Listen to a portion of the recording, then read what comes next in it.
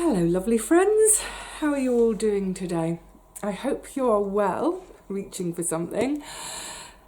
Are you sitting comfortably? Then let us begin. Yes, we're going to have a little book moment. I wonder if that quote, are you sitting comfortably, then let us begin, maybe that doesn't translate to other countries? Is it just a British cultural reference? I'm not sure. In case it is only a British reference, it comes from, and anyone my age or older will remember, there were programmes on the BBC, was it I think? Little programmes for children called Watch with Mother. Was it called Watch with Mother? Yeah, I think so. Days of Black and White. I actually don't remember it for myself firsthand. Maybe I was too little.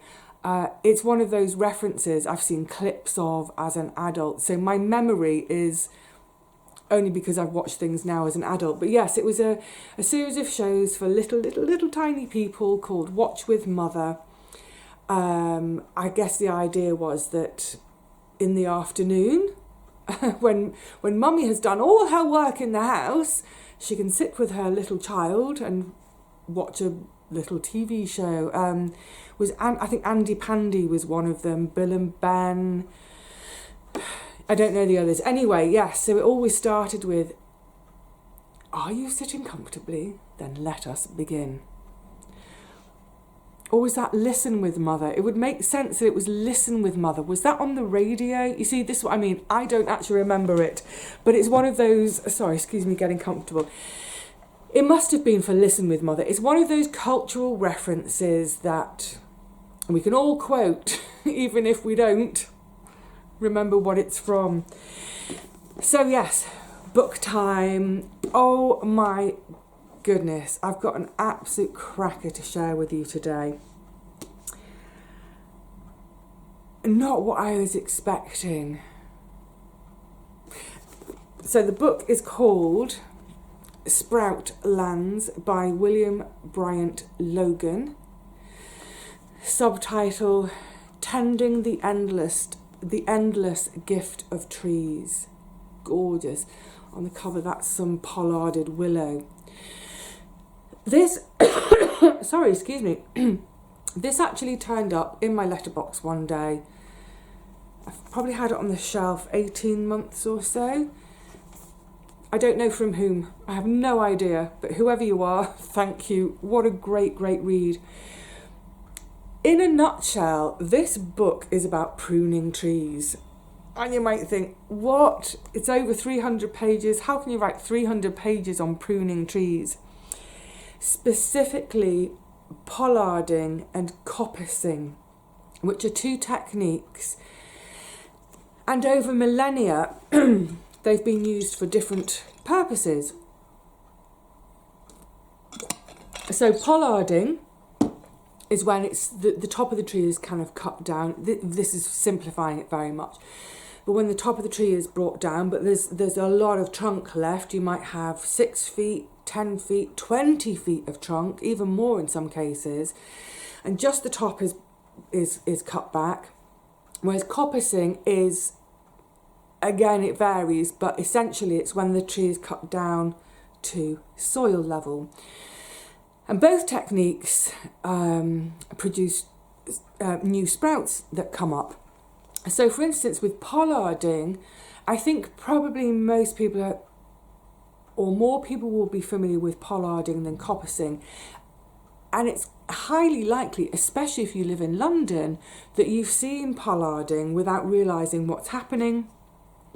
Oh, I should have thought to get a shot on one of my local streets because they pollarded towards the end of the summer, and it looks really brutal when you see all this leafy stuff being cut away, and then you're left with a sort of trunk. It's not hard pollarding here, but you're left with a trunk and then lots of branches going in all their different directions. It's London plane trees, and then just brutally cut off, so there's no green. And you think, oh, they've killed the tree, what have they done? Oh no, And then by the next spring you see it's all, full of leaf again. it starts sprouting back. And the reason that's done here is because all those trees are over pavements where people are walking. They reach over into the street where cars are either parked or driving along, cyclists cycling along. It's partly done for safety and just managing and keeping the tree healthy and of a size that's manageable, so that we don't get really big old branches which could get disease or decay in them and in a storm be blown off and crush whatever's below.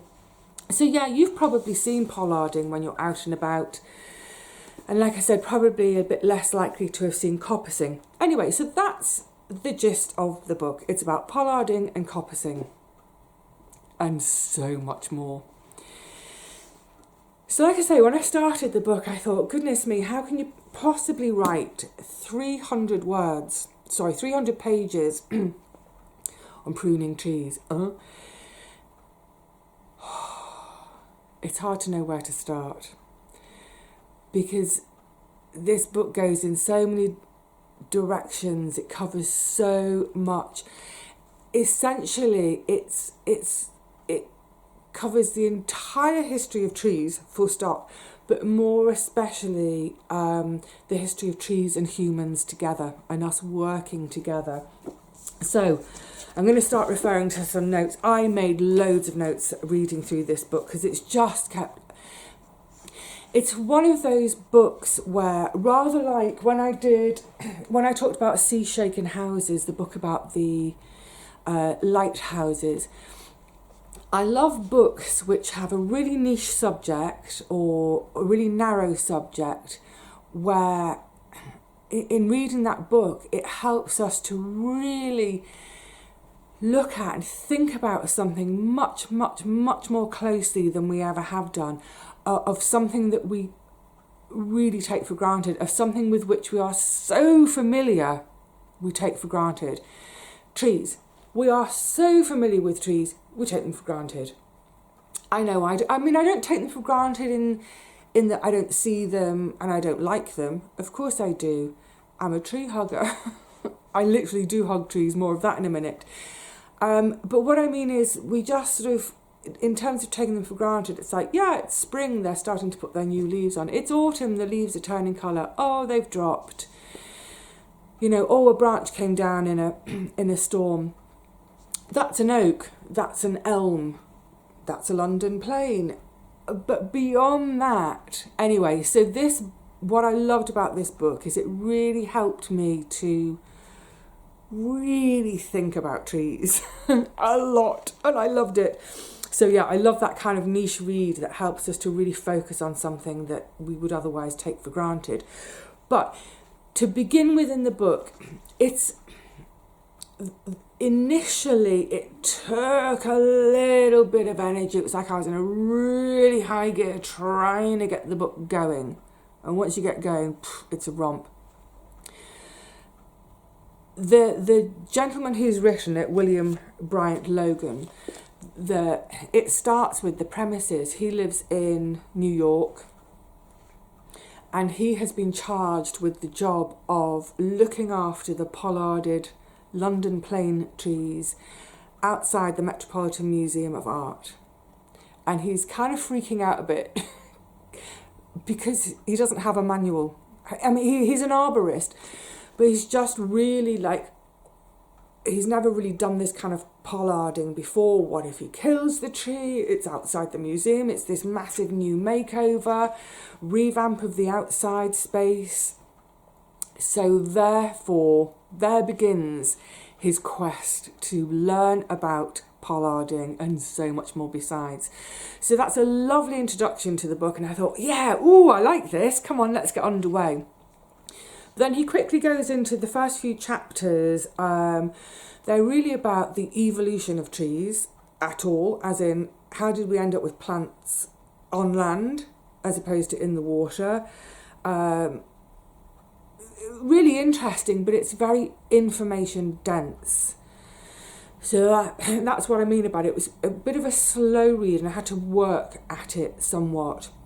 But it goes into sort of the anatomy, the physiology of trees. This book covers philosophy, psychology, history. There's shipbuilding in there. So yay, I got to spend some more time on the sea again.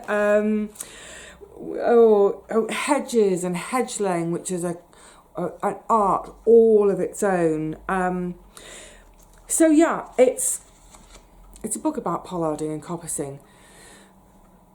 But it's actually a book about William's adventure around the world. We go to, oh my goodness, a whole list of country. We go to England, to the Somerset Levels. We go to Basque country, that unique area of land culture in northern Spain, southern France. We go to Norway, we go to Sudan, we go to California, we go to Lapland, we go to Japan. So it's a wonderful mishmash of different cultures. It's travel.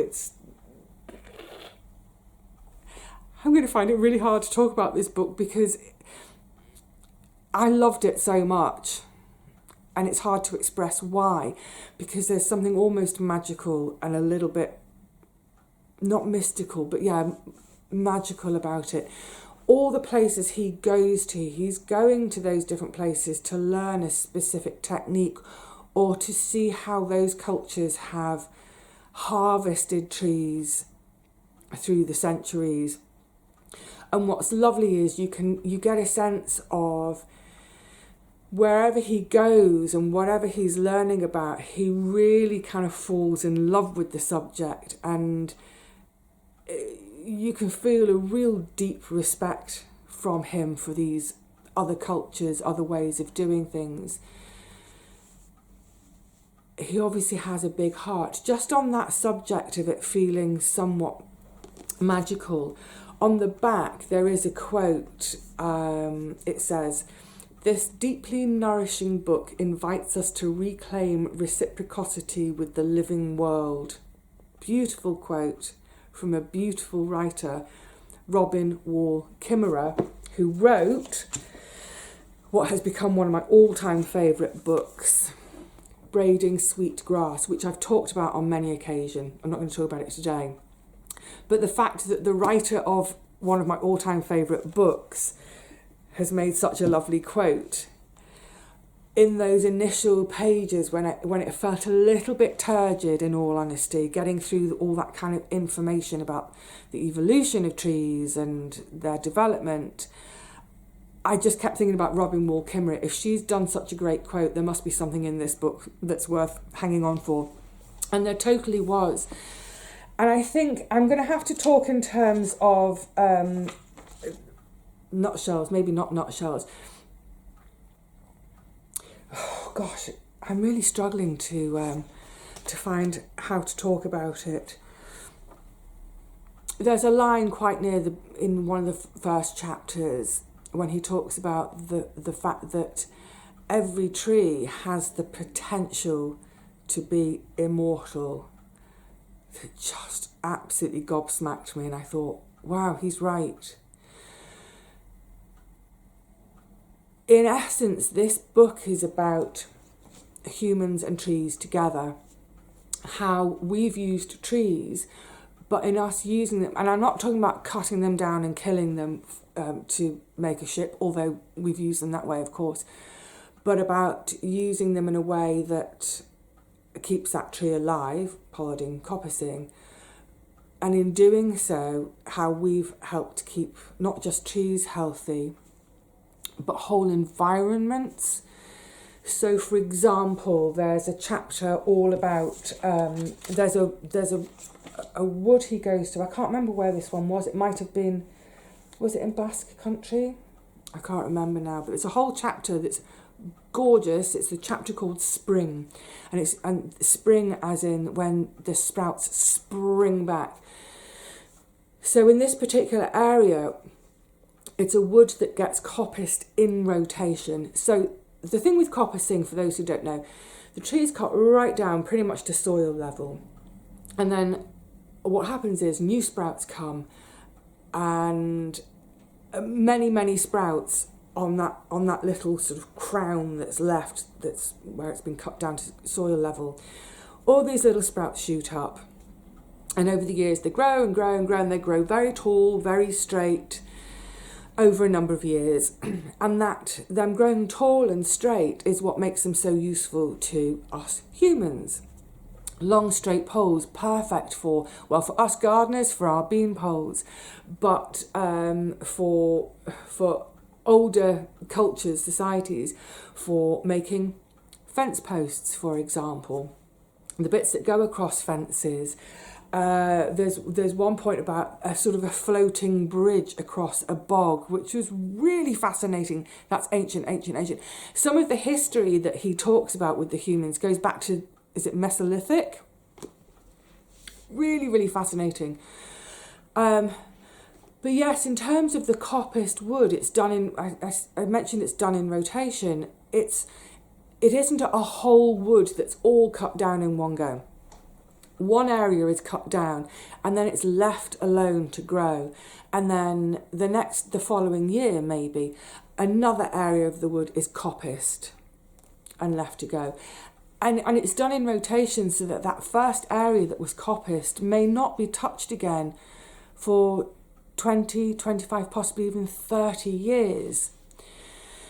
And what's wonderful in that particular chapter when he's talking about the coppiced wood is by doing that, by this human action on the wood, it creates all sorts of different environments.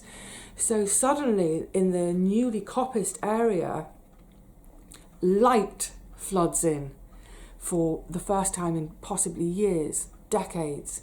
Light floods in, so seeds which have been dormant have a chance to germinate and grow. And so suddenly what we have is almost meadow rather than wood. And then over the years, I'm so sorry, excuse me.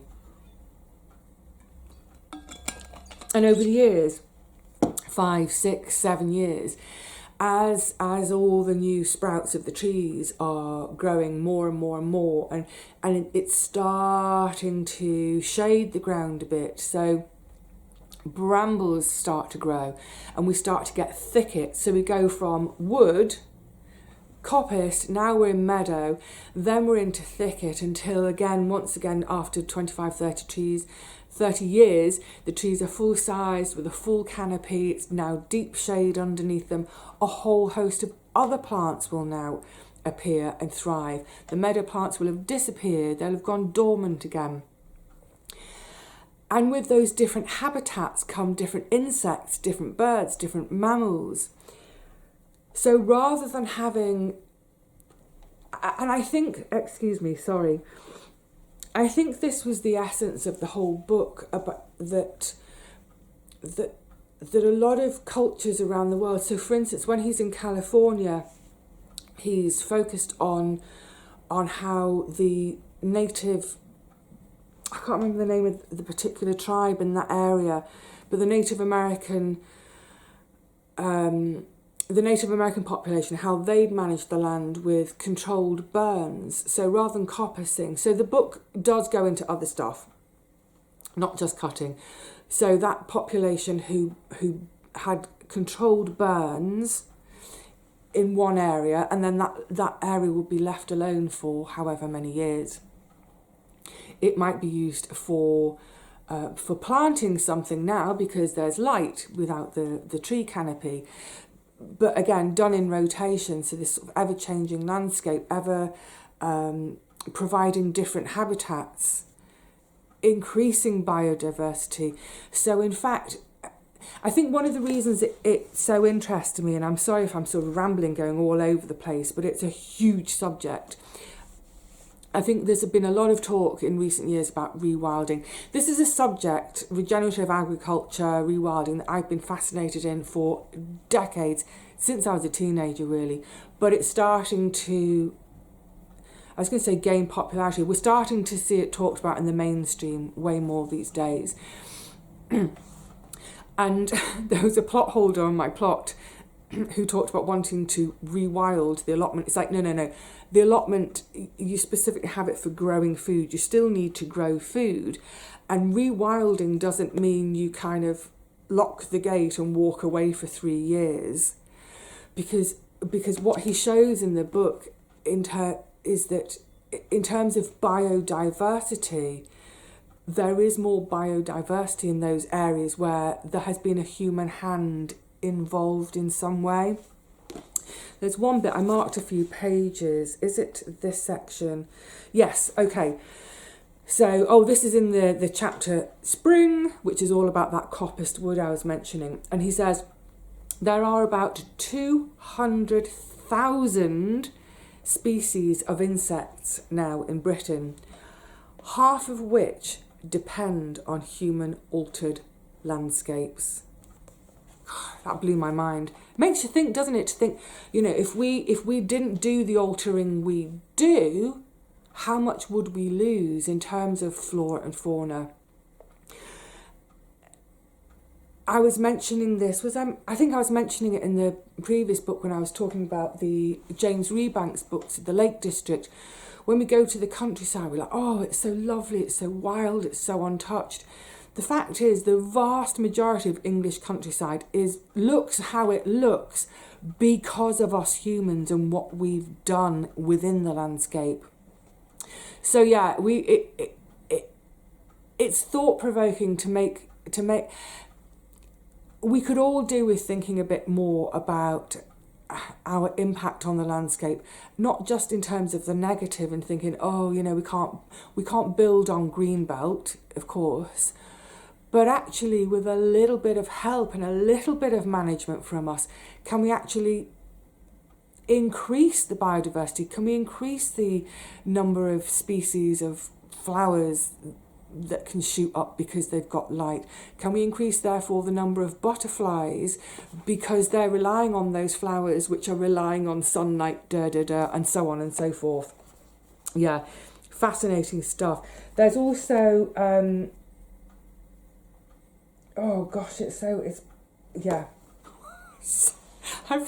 I should have made written my notes up a bit more clearly before I started talking. I'm just going to see what my other there's a couple more pages marked. Oh, and I loved this bit. So yes, wherever he goes, whether it's Norway, whether it's Japan, whether it's California, the big thing that comes out of this glorious book is, and again, it's like the James Rebanks with the English pastoral, when he takes over the farm and he's actually starting to look back and go back to his grandfather's methods.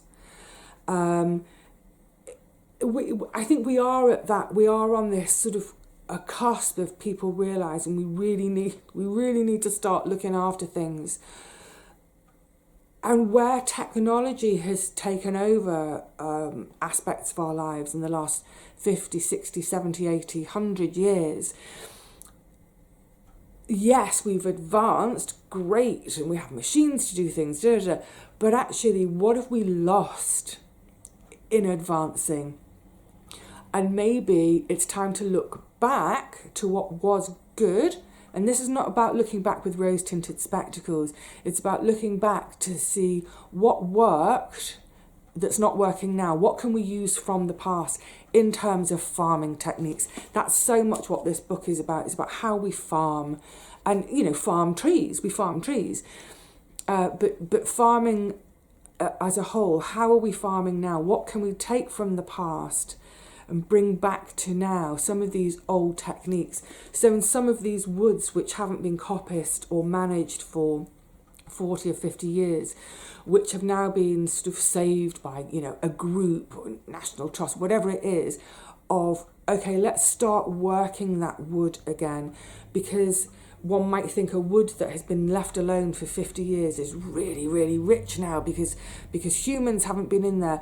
But actually that wood is in a way, it's dying. The species numbers, whether it's flora or fauna, have massively decreased. Whereas if we go in and manage it a bit gently, we can actually increase biodiversity again. Yeah, it's really interesting stuff, that the whole aspect of, you know, it's the idea not just in terms of saving the planet if we don't do it now, but actually the sort of knowledge, that oral tradition of handing knowledge on. So in terms of, you know, techniques for hedge laying and coppicing and managing a wood,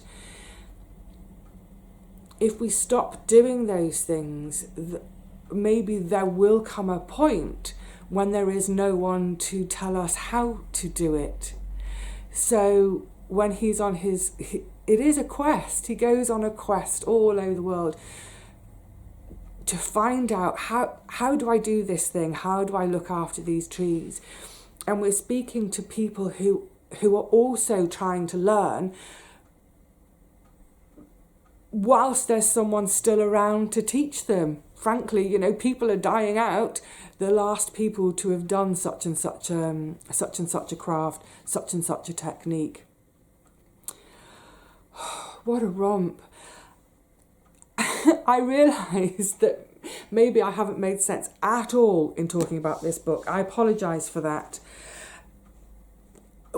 Trying to encapsulate something, a subject which is so huge, it affects all life. A subject which is so huge, and a subject which touched me deeply, this book. I don't know why, but it just touched me. There were moments of eye closing and picturing what he was talking about. It was just right into my heart. When he was in California, he was talking about the redwoods, and redwoods have always fascinated me since I was a kid, since I saw a picture in a ladybird book, I think it was, of a redwood with a hole cut underneath it with the road going through. It's like, what? That must be a lie. That's, you know, it's not real. I was obsessed with that one picture, the redwood with the... And obviously they live in California. I've never been to California. I'll never go to California. But I will never forget, in 2019, the September of 2019, it was the 13th of September. I think it was the 13th of September. It's Richard's birthday.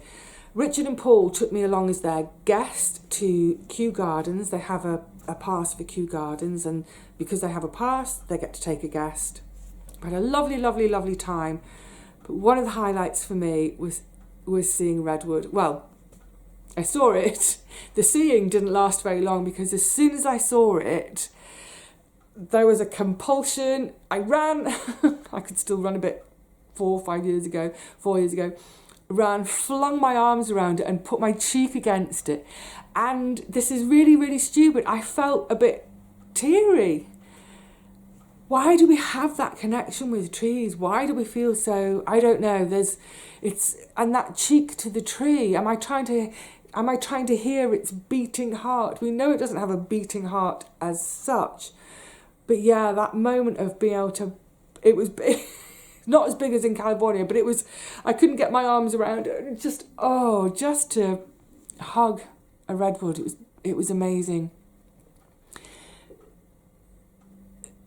Trees are so much part of our lives, aren't they? You know, they're part of our fairy tales. How many times in a fairy tale do we have to venture into the dark woods, the scary woods?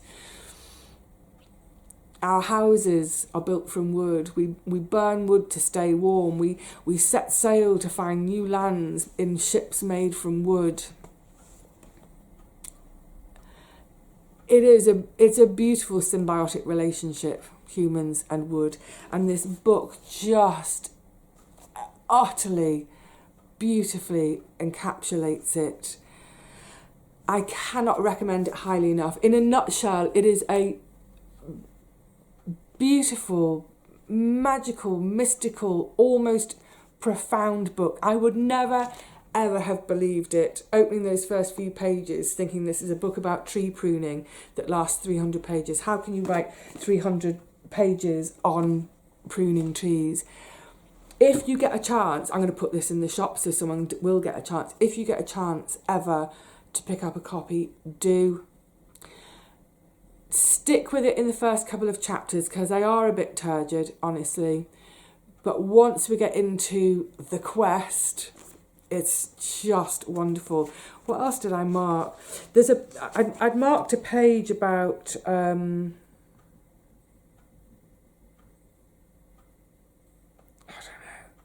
Oh yeah, here's another quote. He's in Japan now.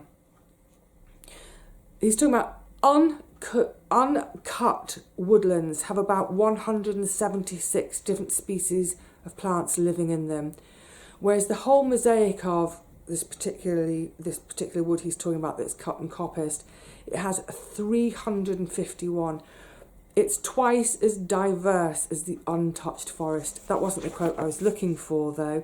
There's a bit about, yeah, and I think I marked this because I thought in particular, I know because there's so many of you who are gardeners, whether it's vegetable gardeners or, you know, leisure gardeners. He is, I can't remember which country we're in now. This is a sheep farmer. Maybe he's in, this might be Norway or Sudan, sorry. But he's talking about using the cuttings from pollarding for feeding the sheep, as fodder for the sheep during the winter, and as lambing, as bedding for lambing in the spring. And it's hard work. He's having to cut all these branches down, and then it has to be chipped. He has to chip it all up in order to make it edible for the sheep, and has to then pick through all of that to get the leaves out, which, you know, for the food, and the chips for the bedding, and it's hard work and exhausting work. But he says he liked to do the work. He liked to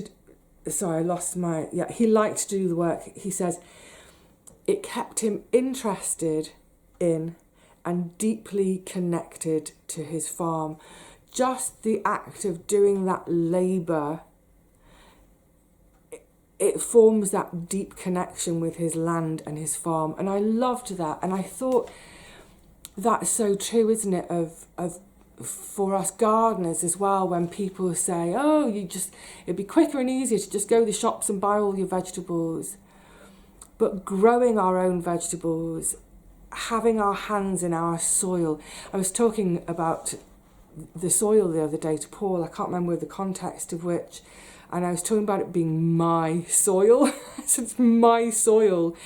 It's not, I rent it, but it feels like my soil, because I've nurtured it over the years. I've given and given and given to that soil.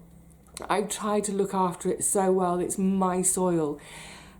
And all of that hard work, yeah, it's hard work, but it's beautiful because it just develops that gorgeous, strong connection with the land. My land is just a tiny bit and it's rented, but boy, oh boy, that connection with the land, it's so strong. So yes, if you, I hope some of that made sense. I hope, if nothing else, it has enthused you enough to maybe pick up a copy, get a copy from your library. I could not put it down. Once I finished it, I didn't want it to finish. I wanted to stay in this book, in this beautiful, magical world. I wanted to stay there. Please let me stay here. And actually, unusually for me, when I finish a book, I normally, sometimes the very same evening, within seconds of finishing one book, I'll start my next book. Usually, though, I'll start my next book the next day. I finished reading this book 3 days ago. I know what my next book is going to be to read, but I haven't started it yet because I just want to stay here just a little while longer. So there we have it. Sproutlands, William Bryant Logan. Fantastic. Read it.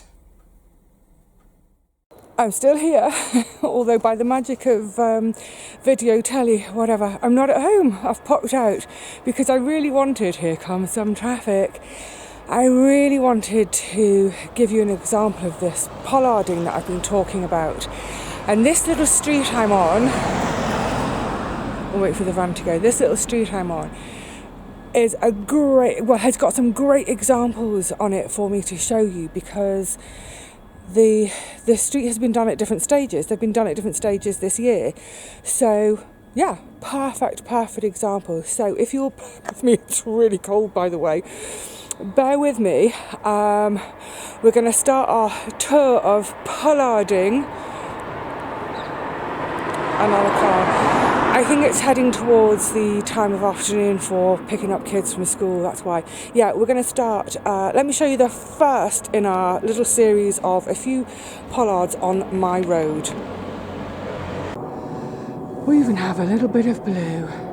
Now this first one, just to give you an idea of the scale of the tree, you can see it's been pollarded quite high up. Oh, am I going to have loads of cars suddenly? So, sort of 12 feet or so. But look, it's brutal, isn't it? So this one was done about, I think it was about a month and a half. Somewhere between sort of 5, 6, 7 weeks ago. And it's brutal looking, isn't it? I have before now, I've seen people walk past when pollarding is happening and they're sort of tucked as if the whole tree has been cut down and killed, but it's not. As I'll show you further up the street, we'll see this is actually for the health of the tree and also the safety of everyone underneath it. But yeah, it's pretty nude, pretty brutal looking, isn't it?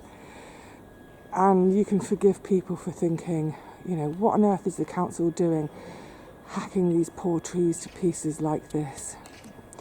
Okay, let's go on up the road a little bit to see one that was done just a little bit longer ago than this and see what a difference a few more weeks make. And now this one is still pretty bare. It's still a very recent one. Oops, sorry. It was about, oh gosh, I'm not exactly sure, just a couple of weeks before that first one we've looked at. But you can see, let's go in a little bit more closely. You can see it has managed to put out just a couple of leaves. Now I'm not sure whether they were left over or whether they have sprouted.